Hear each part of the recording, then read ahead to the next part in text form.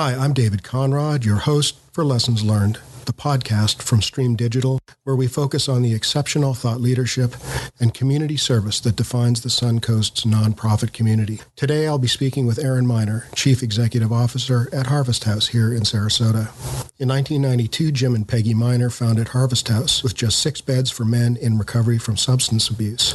Today, Harvest House has 8 supportive housing campuses and 25 affordable rentals encompassing 380 beds, serving more than 1,000 men, women, and children annually. Harvest House is one of the few nonprofit organizations in Sarasota to work towards the development and management of supportive housing. They serve homeless families, veterans, young adults ages 16 to 24, and adults with a history of incarceration and substance abuse. At its core, Harvest House is a place of love and belonging, where all people can find the opportunity to renew their hope, rebuild their lives, and begin to dream again. I'm now joined by Erin Minor. Erin, welcome to the podcast. Thank you, David. I'm glad to be here. Erin, let's start at the beginning. From a modest start in 1992, Harvest House has developed into a much larger operation and a remarkable community resource. Talk to us about your parents and what moved them to get started, and some highlights along the way. My parents came here to Sarasota in 1984. And they started the Harvest Church that still exists today. It's a non-denominational church on the corner of 17th and Beneva. And they always believed that the church should be a part of the solution in the community that it's serving. Sometimes we've seen the church not being a part of the solution, but sometimes being a part of the problem. But they believe that as a part of the fabric community that we should be serving it. And so what does that look like? What does it look like to serve your community? And so they started the Harvest Food Pantry that still exists today and serves families in 1990. And through the food pantry, they realized people who were coming for food, they were experiencing homelessness, addiction issues, in and out of jail. So Harvest House was founded with just 6 beds in 1992. And over the years, man, we've seen incredible growth, as you said, and we've seen really miracles along the way. We never thought we'd be where we are today. The amount of people who've come alongside us over the next year will be our 30th birthday at Harvest House. Congratulations. Thank you. Has really been incredible. And so it's really been a vision of my parents, but it's been the community along the way that has brought us to where we are today and given us the ability and really a privilege to be a part of so many people's lives in the moment when they need it most. You say you want Harvest House to move people from fear and anxiety to confidence and freedom. How do you help make this happen? One of the kind of mantras of Harvest House, and I grew up in this environment, right? But I always remember my parents saying, I wouldn't want your child to sleep in a place that I wouldn't place my own. And so everything we do, we try to really take the approach of, if this was my loved one, how would we receive them when they walk through our doors? And, first impressions are everything. So when someone walks through our doors, what does that look like? Are they seeing a smiling face? Are they seeing someone who's welcoming, just handing them a cup of coffee? We have a lot of people who come to us directly from jail or prison. And, imagine what they've experienced over the last several years in their life. They're fearful, as you can imagine. They're going to this new place. They've never met these people. They don't know what to expect. And so how do we put them at ease to say, you are safe here? You can trust us.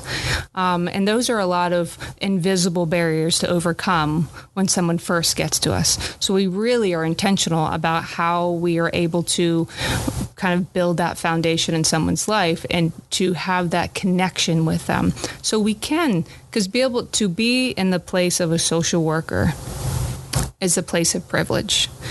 That someone will allow you to speak into their life and they just met you, right? That's asking a lot of somebody.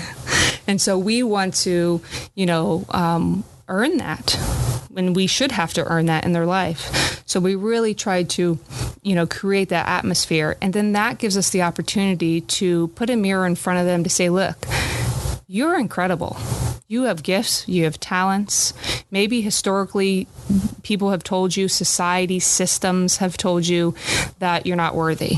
Your past is not your present. What you've done is not who you are. It's very different. We've all made mistakes, but it doesn't mean I'm a bad person. Not too long ago, our program director was talking to a gentleman, he's actually talking to a class and trying to, really let our people know that your past isn't your present. And he told them, you're not a bad person. And one of the gentlemen came up to him afterwards and he said, I've never been told that. He was probably in his mid to late 30s. He started weeping, and he had been, a part of some pretty difficult things in prison. He was really engaged in some very hateful activities and groups, and he wept. Someone you'd look at, you'd think certain things about, and you wouldn't expect him to have much emotion or care for others or even himself. And he wept, and he was like, I have never been told that I'm not a bad person. And so oftentimes we can overlook what we might consider to be the simple things, but they're everything in the beginning.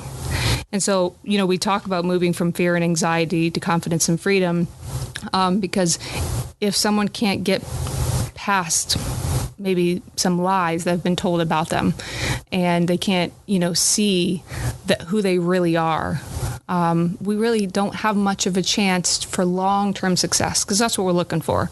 We're not just looking to check a box and saying, okay, you're housed, you got a job, way to go, out the door, here, because if people don't feel like they belong, if they don't know who they are, if they don't believe in themselves, you bet they're going to return to the system. And we want more than just housing and employment. We want them to enjoy life. We want them to thrive. We want them to live, not just survive and tread water, through the next 50 years of their life. Talk to us about your Triprong approach and what makes it different or better. Take us through the three elements: social services, supportive housing, and neighborhood revitalization, and help our listeners understand how these combine to generate success. So I was mentioning earlier about, kind of just putting that check mark next to housing or, employment, which is important. Obviously, these are basic needs that we all have. Combining the supportive housing, the housing, the case management, that's where the magic happens, right? That's where the rubber meets the road. That's where, we really are able to help people in some ways they may have not experienced before, maybe growing up. I grew up, my parents did teach me how to write a check. My parents did teach me how to clean my room, or there are some things that you just learn when you're fortunate enough to grow up in a safe household with parents. And so some of those things our clients may lack, not because of their own doing, but because maybe they grew up, moving from house to house. Maybe they couch hopped most of their life. And so providing safe housing and the basic needs of food and all of that. And then on top of that, we're adding those case management, life skills, counseling to really have a holistic approach, because we want to make sure we are serving the whole person, body, mind, spirit, it all matters. It's all a part of who we are as a human being. And so we really want to give them different avenues to, engage with. Everybody's interested in different things. So with our supportive services, we do yoga and meditation. We do, budgeting, nutrition classes, because you never know what's going to excite someone, and broaden the horizon with life enrichment. I come from a family of pastors, and so I know church very well, but, similar to a lot of our clients, they grew up maybe in a household that was very narrow in what their mom did, their grandma did, their great grandma did, but maybe they don't want to do that, but maybe they don't know there are other options. I've had options to travel the world and, go to college. And so, I know that I have a history of pastors in my lineage, but doesn't mean I have to be a pastor, right? So, because I've had other experiences. But many of our clients are not fortunate enough to have those choices and those options. And so as much as we can do while they're with us in the short period of time, we say, you know what, you can be, the first violinist at the Sarasota Orchestra and make decent money and enjoy your career. And so we will do outings with them to, go to the orchestra, or maybe we've taken a tour of behind the scenes at the Westin or a public supermarket to say there's a lot of options to do something you enjoy and make good money, and it doesn't have to be the only thing you know. So we go a lot further beyond kind of basic needs and kind of checking those boxes, but looking into their future and their quality of life for decades, to come. Talk a bit about your services for families, young adults, addiction, veterans, food security, and affordable housing. Yeah, so we're unique at Harvest House that we have the opportunity to serve, as you mentioned, all our different populations. And so we serve homeless families, and we have 3 different ways that we serve them. We operate Sarasota County's emergency shelter to make sure that families who have no safe place to sleep tonight are not on the street or in their cars, but they can go to an emergency shelter tonight. We have transitional housing for families. That's a little bit longer stay, and up to 90 days. And then we have what we call permanent supportive housing that can be a year to 2 years. And that's for families who have multiple barriers to sustainable living. And we will work with them maybe to go back to school. That's oftentimes something where, in order to increase their income, they have to increase their skills. So both with our youth population that we serve and our families, we're saying, do you want to go to a certificate program? And we're working with these different, Career Edge and the different technical colleges in town to really, help inspire them to, learn a skill and to be able to increase their income so they don't enter back into the system. Then we're working with youth. We have such an incredible opportunity. We operate the only drop-in center that is designated to serve unaccompanied homeless youth and at-risk youth ages 16 to 24. And it's a cool place. We youth actually helped us design it, and so they're able to go to the day center, drop-in center, get a shower, get a snack, meet with a case manager, attend some of the classes and social groups that we have going on there. They can charge their electronics. They can get out of the rain in the middle of the day that we experience in the summer every day here in Florida. And it's also a place where they can just bond and connect and relax. Oftentimes they don't have the opportunity to just kick back and experience some joy, experience something they love to do. We have arts and crafts there. They can just sit and, kind of zone out and just paint. And then we get to also partner with other nonprofits that will come into the youth center and provide services. So, we specialize in certain things, but, Spark will come in and, provide some services, and it's in a very casual way. They might be just sitting at the table playing cards with someone, and someone, how was your day today? Oh, I had a, fight with my significant other, and, well, what's going on? And it's much more casual and laid back to really start that rapport and that bonding and connecting. So we serve youth through that drop-in center. We also serve youth ages 18 to 24 in housing. We have our New Heights program, which I'm super proud of, where we have beds for men and women, young men and women, these youth who historically have aged out of foster care. They've been in, had a life of usually instability, a lot of couch hopping, couch surfing. They're kind of almost the invisible homeless because they're at risk, and they're at maybe a grandma's for 1 week, and then they're at a friend's for a week, and then they're at maybe an aunt's at a week, and they're kind of all over the place. But they really need a place to land so they can start to build their life. So this program is completely free to the youth. They don't pay anything, and they work closely with a case manager on leadership and, going back to school and education, increasing their skill, their income. And then what we try to mimic we try to mimic rent payments. So learning some of these basic life skills. So every single one of them can open a savings account and pay into the savings account, like mimicking paying rent. So they're not spending all the money, but then when they leave the New Heights program, they take all that money with them. So there's a lot of creative things that we can do with this program. And so that's a really awesome way to be able to hopefully stop the generational cycle, right? If we can get them when they're young, if we can, inspire them at a young age to see something different for their life than maybe what they saw before they met us at Harvest House. And then we serve men and women who've had a history of addiction. So that's our longest running program. We opened that with the 6 beds in 1992, and that's our Freedom program. And we have the opportunity to work with the courts. So many of the men and women who come for recovery services are court-ordered to us. We work with multiple counties on the West Coast here. And men and women will come here, oftentimes leaving jail or prison with nothing. They'll come with a brown bag with some of their belongings, and they are literally rebuilding their life from the ground up. And so it's pretty intensive. They've got legal issues. Maybe they're working to reunite with their kids. Maybe of course, we know they have addiction issues, and so they're fighting those things as well. And so our case managers, across all of our programs, they're our heroes. They're the ones in the trenches doing the hard work and meeting the clients where they're at to say, man, okay, you've got all this.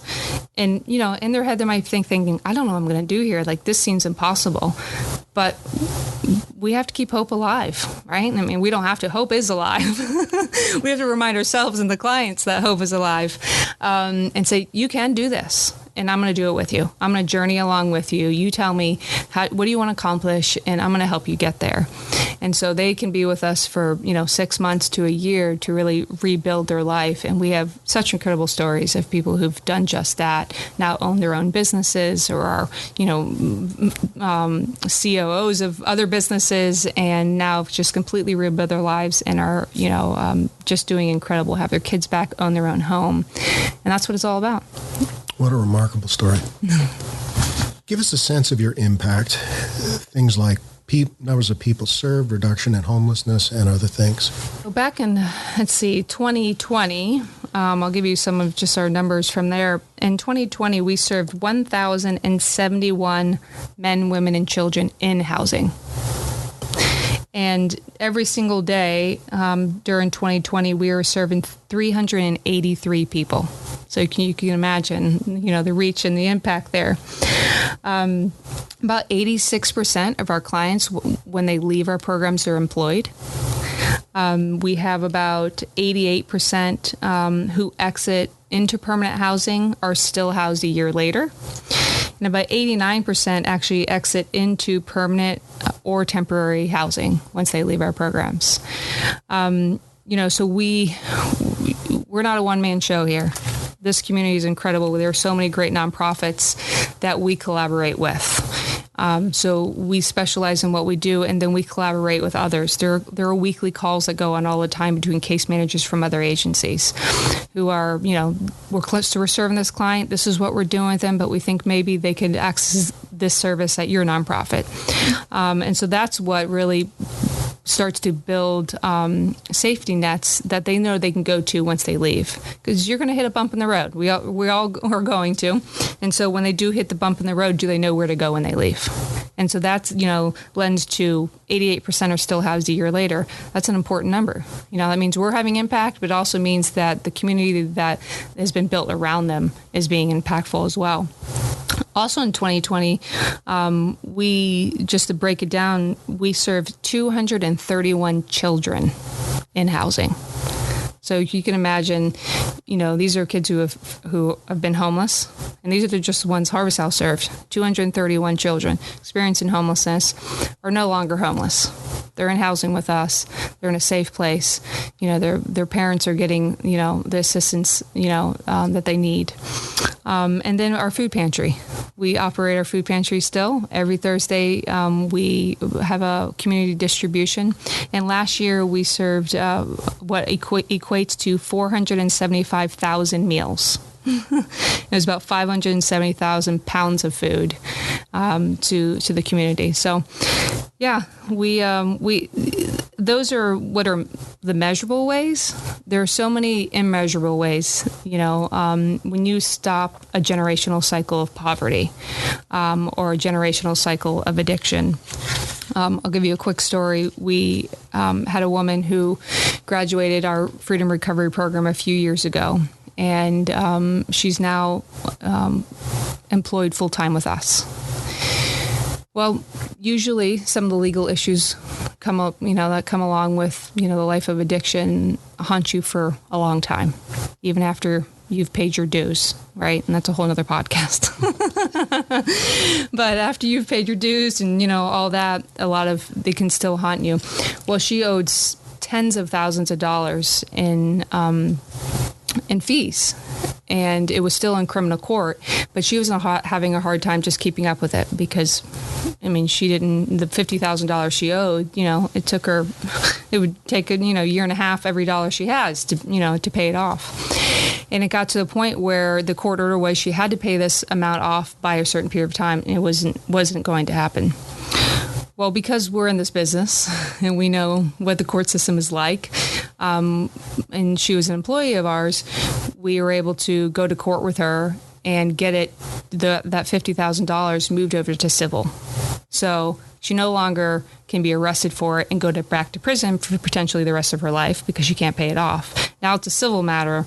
And so I bring this story up because if this woman was not employed with us, or at least had the resource of someone like Harvest House who knows what to do, although she got a job, she's now sober, she's paid her dues, went to prison, the whole thing, is in a home paying rent, that would have caught up to her. It would have ruined her life. It would have ruined the life of her children, her husband, even though all the work she's put into her own recovery. So there are a lot of, the generational impact that really makes a difference. Relationships, how many relationships are restored after people, are able to recover in different ways. And so just all those things that are the invisible, immeasurable things that you just can't, sometimes it's hard to confidence, it's our mission. You can't measure confidence or how many people gain their confidence back, but boy, you can see it. I have the opportunity to here and there, engage with our clients, and sometimes I get to see them when they first come in, and then I see them 6 months later. I'm like, man, they look like a totally different person. And they're housed and, they got a job, but man, I would love to capture that sparkle in their eye that, that you just can't put on paper. But there are a lot of immeasurable ways too that, the impact is just lifelong. That's just remarkable. So what role does hope play in achieving success, and how do you help people find hope? We kind of like to call ourselves hope dealers around here. And our mission starts with to champion hope. So hope is a core thing of who we are, but it's everything, right? Each of us get out of bed with hope. If we didn't have hope for the day, why get out of bed? Why go to work? Why dream of having a family? Why, it's the core of pretty much human existence, and I think we help people find the hope that already exists within them. It's there. A lot of times it's been, it's smoking, and it just needs a little fuel. And maybe it's a fire that was put out a long time ago. Maybe when they were kids, through abuse, or maybe through a bad breakup, or, through the troubles of life. And so when they meet a group of people who really, they can tell, love them and care for them, that right away starts to fan that flame of hope in them. Like something is possible. We have several of our employees who are graduates of our programs. that peer driven, like, oh my gosh, this gentleman was, we have a program director who's in prison for 17 years. Now he's been working for us for about 12. And can you imagine the hope he inspires in people? It's like, listen, I thought I had no chance. Like, I've spent 17 years of my life in prison behind bars, and look where I am today. So I think every little moment that we have with someone, we have the opportunity to water that seed of hope. And so whether that's a case management interaction, whether it's just a smile and say their name and how you doing today, remembering them, encouraging them. And I think it's really woven into the fabric of who we are at Harvest House in every big and small thing that we do. What was it like to do your work during the height of the pandemic? It wasn't fun. So, we serve people who live in community housing, right? So they're in shared housing. So it complicated what we do, for sure. Because the nature of who we are and how we do it, we couldn't go home either. Right? Our staff couldn't work from home. You can't serve people in emergency shelter working from home. You can't serve people in addiction crisis working from home. And so, it made it pretty complicated. But we knew, we could not carry out our mission if we weren't here. So we put everything in place to protect our employees, to protect our clients. Some nonprofits had to kind of scale back on what they were doing, but we were dead set against it. We were like, we can't. The crisis is bad enough pre-COVID, and then now we're at this point where people are in more desperate need. They're scared. We know that addiction started to rise during the pandemic, during COVID. So addiction issues are rising, overdose numbers are rising, and yet the people who are serving them are going to scale back. Like it wasn't even like possible, but we know Harvest House, we deal in crisis. So it was an additional crisis, added on to our daily lives. But I think it impacted all of us. We were just talking about this not too long ago in one of our staff meetings. It impacted our own mental health as employees at Harvest House. I know I struggled, with anxiety and depression and what's going to happen. And so being here for our clients was even more important because they were experiencing it, just as intensely, if not more intensely than we were. And so it's important to really double down on our mission and who we are. And it was like, man, if we can get through this and carry this out, it really was telling, I think, of our staff and their heart for people and to serve people. So how did the pandemic inform or shape the way that you operate your business? I think it gave us an opportunity to really reflect on the importance of bonding and connecting as humans, because so many people were experiencing isolation, around the globe, as we know, and we've seen the impact on mental well-being. And so we tried to take the time as a staff to focus on some internal things that we haven't had maybe time to do because of, things that you might be, just too busy going to, outside meetings. I've saved a lot of time not driving to a lot of meetings and doing a lot more Zoom things. But I think just really focusing back on the core of humanity. Like, look how easy it was for our mental well-being to start to fray because we didn't have healthy interactions. We weren't, together. And I think it just reminded us how important that is and how important our mission is and how that has to stay core to who we are, of connecting with one another, of journeying together, and never to lose sight of those elements because we could see how fragile that is in all of us, in humanity, and to keep that at the core of everything that we do. So what's on the horizon for Harvest House? Any big plans? Only God knows. Well, we do have excited to announce we are about to break ground at our new Life Enrichment campus on the corner of 17th and Beneva. We have been in desperate need of some infrastructure space, office space, classroom space, therapy space. And so we are launching our capital campaign to build that enrichment campus. We're about halfway there. We have about $950,000 left to go to really create a hub for all of our activities. We have the 8 supportive housing campuses. We have the 25 affordable rentals. But we really need a hub for our activities that go on in the way that we support our clients through classes, through therapy, just through the administration of running a business.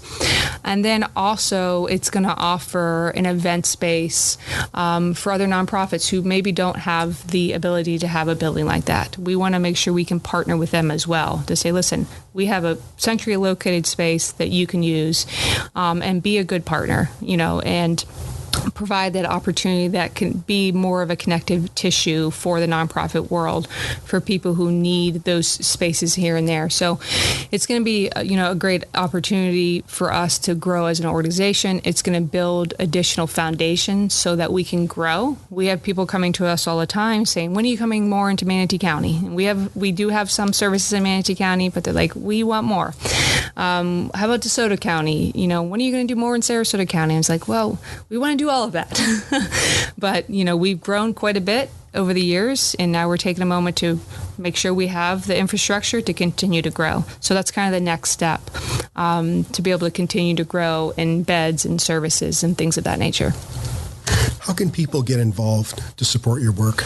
An exciting way to get involved in an easy way is doing donation drives with your coworkers, with your friends, with your family.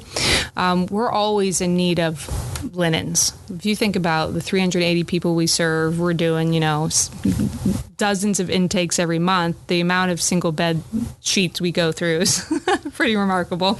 Pillowcases and pillows and towels and all those kind of things, socks, underwear, bras, all those types of things, hygiene products. And so especially we're coming into the holidays, if people want to do those type of donation drives, we would love that. If someone has a skill that they feel like they would love to teach our clients, we hold classes 5 nights a week. Whether you're, a yoga instructor and you want to teach, a skill of how to do maybe chair yoga. That if you're in an office and or if you want to do something more on the budgeting side, or we had someone who just came in and talked about homeownership and what are some easy ways you can build your credit, So if you have a skill and you're interested and want to teach, reach out to us. We would love to, whether that's you want to do it for 4 weeks in a row or it's a one-time, class. We would love to get people involved. Self-defense, there's so many different things that people would love to learn. We do have a forum online on our website that people can go to volunteer, and it kind of is information about them, what they're interested in, and then we're able to reach out directly to them and according to what their interests are. Erin, thank you for joining us today and for sharing your work and plans for the future. We look forward to connecting again for an update. To learn more about Harvest House, visit harvesthousecenters.org.